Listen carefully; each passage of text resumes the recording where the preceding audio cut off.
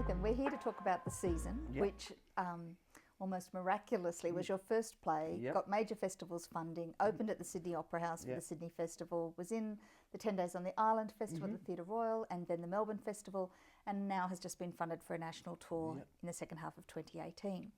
Mostly thanks to you. Oh, no, And Paul. it's the storyteller.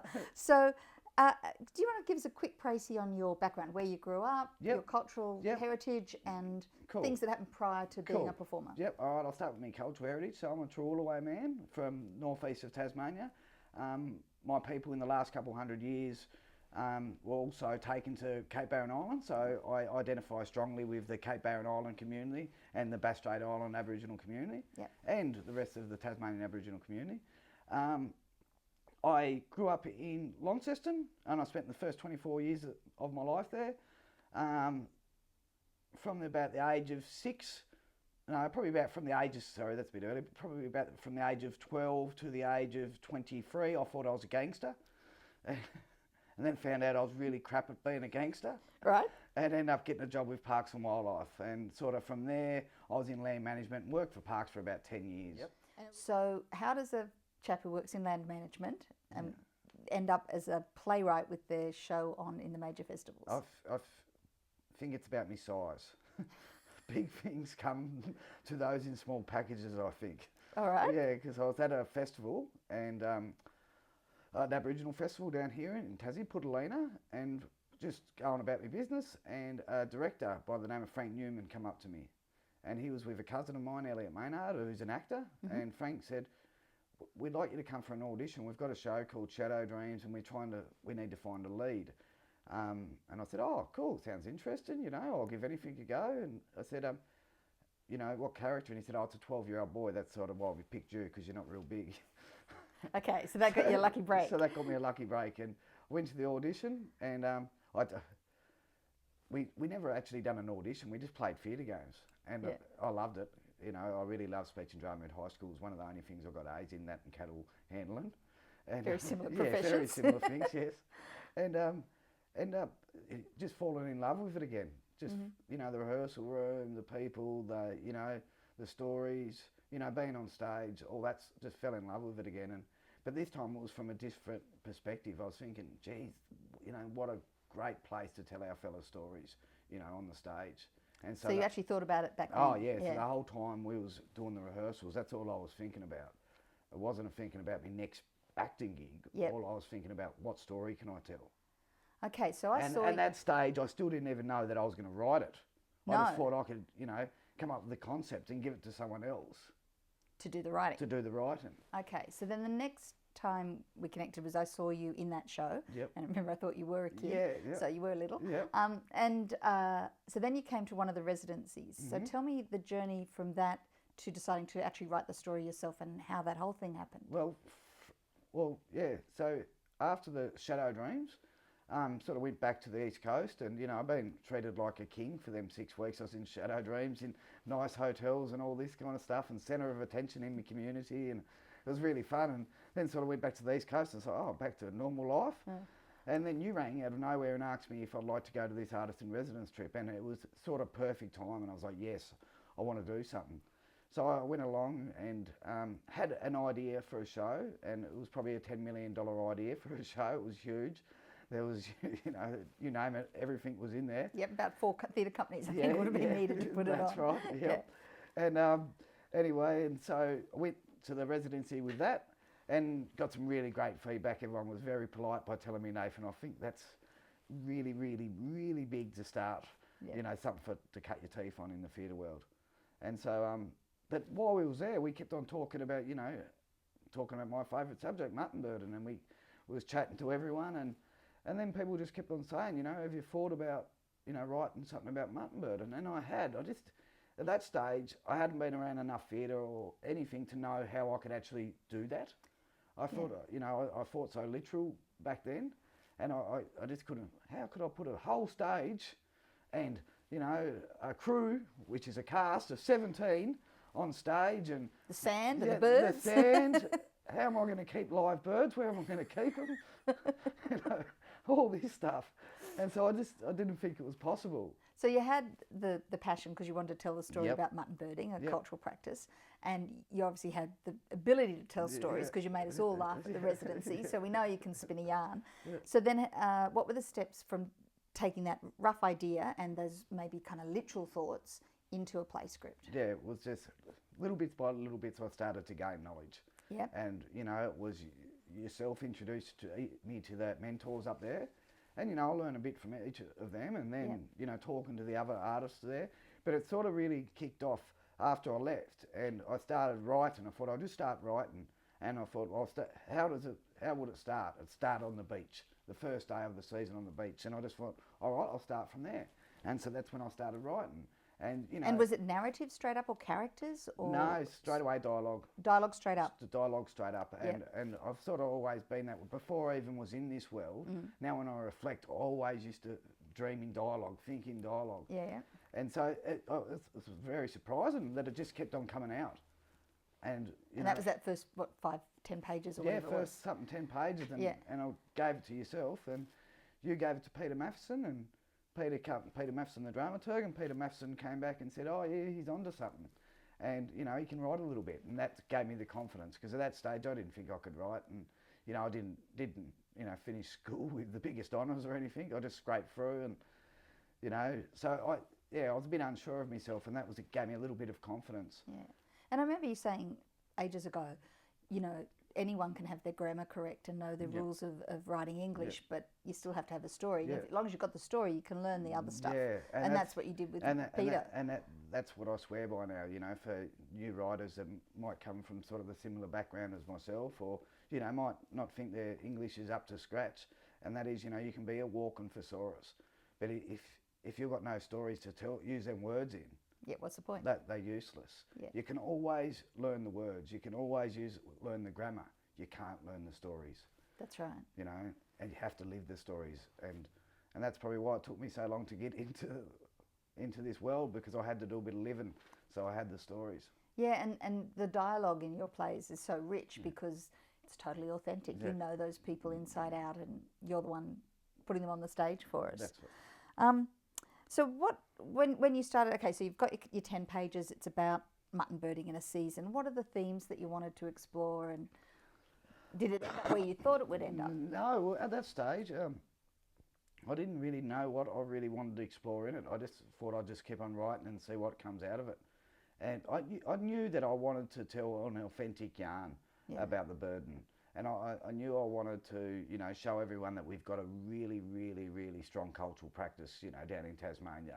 And, you know, we're not just a political voice in Tassie. We actually have got really strong culture and a unique culture. And I did want to share that with everyone. And I wanted to share our humour with everyone as well. Because, you know, we're all pretty funny buggers in the community. Yeah. And, I just felt like everyone should see that side of us. And it's been really important because even the team that came together to rehearse the show for the Melbourne Festival and the Sydney Festival, they weren't familiar with the stories as you thought they might be. Yeah, yeah. That the Tasmanian Aboriginal, the cultural consistency and the strength of the community wasn't as publicly known beyond the island as I think you might have imagined. Yeah, I did. I did actually believe that a lot of people on the mainland knew a lot more about us than they actually do. And, you know, it was a bit of a shock actually to get over there and hear the old bloody chestnut, oh, I thought you fellas were bloody extinct. You know, I hadn't heard that for a long time and it wasn't sort of till I got to the mainland where I started to hear that again. And I was like, oh, geez. And that just was like, oh, well, that reaffirms why I'm writing it, isn't it? Yeah, that you need to tell that story. That's right. So what are the themes that are in the story? So one is we're still here and clarifying about community and strength. And what else is in this show? Self-determination. Yep. The right to be our own people and to practice our own culture, and cultural knowledge, and there's also, you know, families a really strong theme through the whole, you know, show. And I think Black, White and Brindle, everyone will be able to, if you come from a close family, you'll definitely be able to relate to it. You know, it's not always smooth sailing in families, and, you know, with the Duncans, it's the same as well. Yep, and that's where the drama and the fun comes from, isn't it? All that That's exactly right. old secrets and Yeah, buried stories. that's right. And what about things like the central metaphor? How did you come to that image? Well, that was that's interesting because I was the whole way through. I was still learning. Like I'm still learning now, but I was definitely still learning. I was learning up to, the last time I was in Hobart, and first off I was really struggling with that metaphor, and I was like, all right, what am I going to do? And then it wasn't until I started to talk to yourself and Rachel, who early on was going to be directing the show, and she was really strong on that metaphor, and she was like, Nathan, I really want you to think about it. And it was pretty obvious that it was coming to, we migrate to the islands. The birds migrate to the islands. We come together, we grow on the islands together, the birds and they find their ourselves. partners, they have their children. We're continually connected through, each other and the island. And so then it was just a matter of trying to layer it in there. And how important were the developments along the way? So you had Peter Matheson, very skilled dramaturg, come on early. Big time. But there were other readings and workshops like Yellow Monday. Yep. Do you want to talk about the role that played in helping shape well, Peter was, from day dot, was really great. He could see that I was bloody green as, and so he came in nice and easy with me, and he was patient. He was patient, because many times he'd say something and I'd look at him and didn't know what he was talking about, and it wasn't to, I went away and read something, or went away and watched something. And that's when I come back and went, now I know what you're talking about. And, that was part of you trying to get me to go and see everything I could, and, getting everyone to chuck me free tickets, and it really paid off. I started to learn, I started to grow.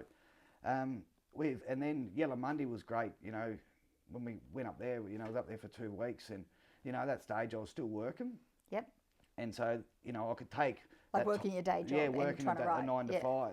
But at that stage, for that 2 weeks, I could take my mind straight off work, and I was getting paid for 2 weeks to write. And I just remember thinking, how lucky am I? I'm getting paid to write every day, while I'm up here. And so I just bloody hit it like a bull at a gate. And Peter Matheson was with me, and he hit it, and same as Eva Grace, and we just smashed it, and our little crew that we had, and your actors that you had, the little Indigenous actors, cast, and we just smashed it, and we got into it, and we really formed the spine out of Yellow Monday. Yeah, that was invaluable, because I remember you went away with about this much of script and came back with a nice tomb of stuff. Yep. And how important is it when you're writing a work to hear it back, like to have those voices play it back to you? Amazing. Yeah. And it's one thing that I don't do enough of, and I've got to start doing it more, is starting to read to myself, read it out to myself, and because you can hear it, you can write something down, and sometimes you read it to yourself and you go, I can hear it, but it's even more when other people read it. Yeah. You can see the holes, you can, and this is the thing that I've really discovered. I think I've always had it in me, but I'm really aware of it now, is a rhythm. Yeah. Every story's got a rhythm.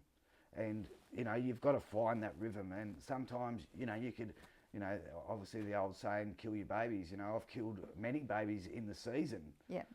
My favourite lines or my favourite jokes, because it just wasn't serving flowing. the purpose. It wasn't flowing. Yeah. You could have, you had this beautiful rhythm set up and it needed this beat, and that was doing something totally else. And I like what you were saying earlier, that not everybody comes from a literary background. We come from all walks of life, and the stage and storytelling should be there for all of us. That's right. That you learned, I remember you saying to Peter quite often, can you give me a practical example? Yeah. So rather than the theory, you'd go, e.g. in Romeo and Juliet, or e.g. in some other movie or TV series, whatever. If you could have a direct reference, that was kind of helpful, wasn't it? Yeah, big time. I discovered a while ago, and I think, it's handy for everyone to discover the best way of learning. Yeah. And for myself, it is to actually see or be in a practical example.